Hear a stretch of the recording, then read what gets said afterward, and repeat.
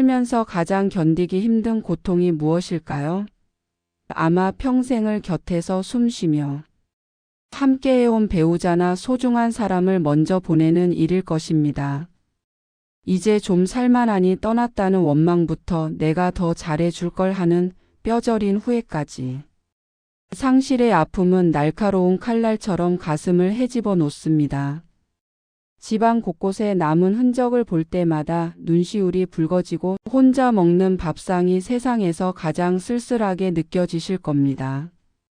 오늘은 누구에게도 쉽게 말 못했던 이별의 아픔을 어떻게 보듬어야 하는지, 그리고 떠난 이가 진심으로 바라는 나의 남겨진 삶은 어떤 모습이어야 하는지 함께 나누어 보고자 합니다. 가장 먼저 여러분께 드리고 싶은 말씀은 마음껏 슬퍼하셔도 괜찮다는 것입니다. 우리 세대는 슬픔을 겉으로 드러내는 것을 나약함이나 불효라고 여기며 억지로 참아왔습니다. 하지만 슬픔은 참는다고 사라지는 것이 아니라 가슴속 깊은 곳에서 결국 몸의 병이 됩니다. 눈물이 나면 참지 말고 우세요. 떠난 이의 이름을 부르며 목 놓아 울어도 좋습니다. 애도는 떠난 이를 잊는 과정이 아니라 내 마음속에 그 사람을 건강하게 안치하는 과정입니다. 충분히 슬퍼한 사람만이 비로소 다시 웃을 수 있는 힘을 얻습니다.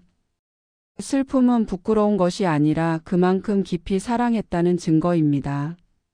상실의 초기에는 죄책감이라는 불청객이 찾아옵니다. 나만 살아있어서 미안하다. 그때 그 병원에 일찍 데려갈 걸 같은 생각들이 꼬리에 꼬리를 묻니다. 하지만 여러분, 죽음은 인간이 어찌할 수 있는 영역이 아닙니다. 떠난 이는 여러분이 죄책감 속에서 시들어가는 것을 결코 바라지 않을 것입니다. 만약 그 사람이 지금 여러분 앞에 있다면 무슨 말을 해줄까요? 아마도 당신 덕분에 내 인생이 참 행복했어. 이제 내 걱정은 말고 당신 건강 잘 챙겨라고 말해주지 않을까요? 후회라는 무거운 돌덩이를 이제는 내려놓으세요.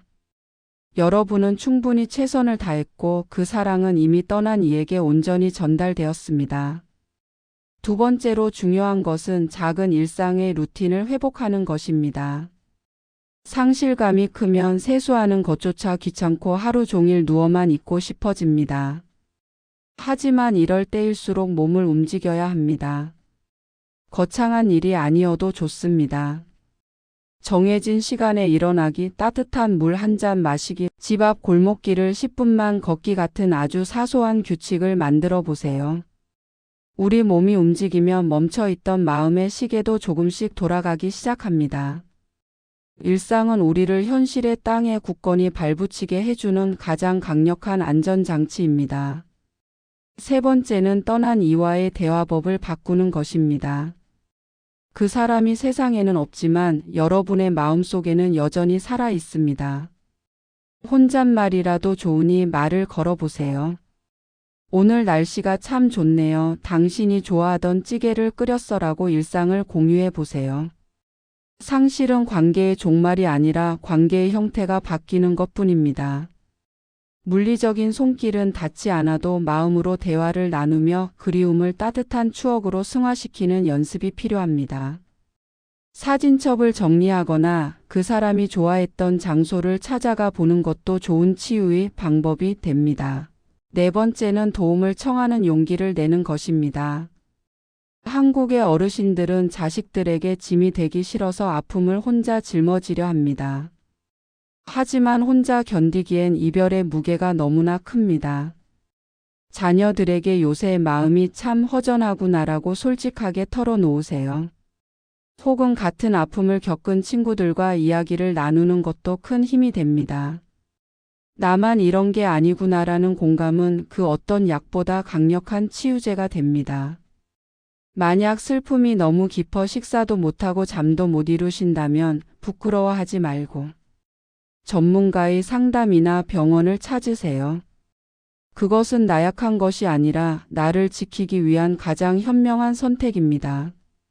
다섯 번째는 나를 위한 새로운 역할을 찾는 것입니다. 평생 누군가의 아내로 남편으로 살아오셨다면 이제는 오롯이 나 자신으로 살아가야 할 때입니다.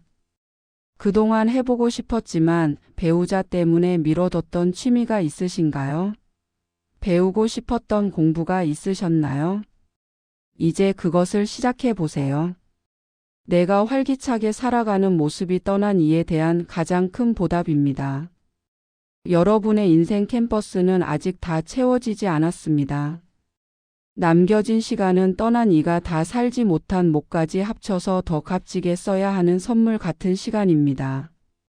마무리하며 이별은 우리 인생에서 가장 아픈 겨울입니다. 하지만 겨울이 지나면 반드시 봄이 오듯 여러분의 마음에도 다시 싹이 트고 꽃이 필 날이 올 것입니다.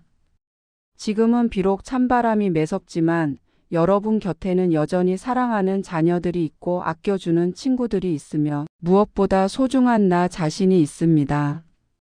떠난 이를 가슴 한구석에 예쁜 별로 간직하고 오늘 하루를 조금만 더 힘차게 살아내 보세요. 여러분의 미소가 다시 되살아날 때 하늘에 있는 그 사람도 비로소 편안하게 미소 지를 것입니다. 긴 슬픔의 터널을 지나고 계신 여러분을 진심으로 위로해 드리고 싶습니다. 여러분은 혼자가 아닙니다. 조금씩 아주 천천히 다시 걸어봅시다. 오늘도 여러분의 마음이 어제보다 한 뼘 더 평온해지기를 두 손 모아 기도합니다.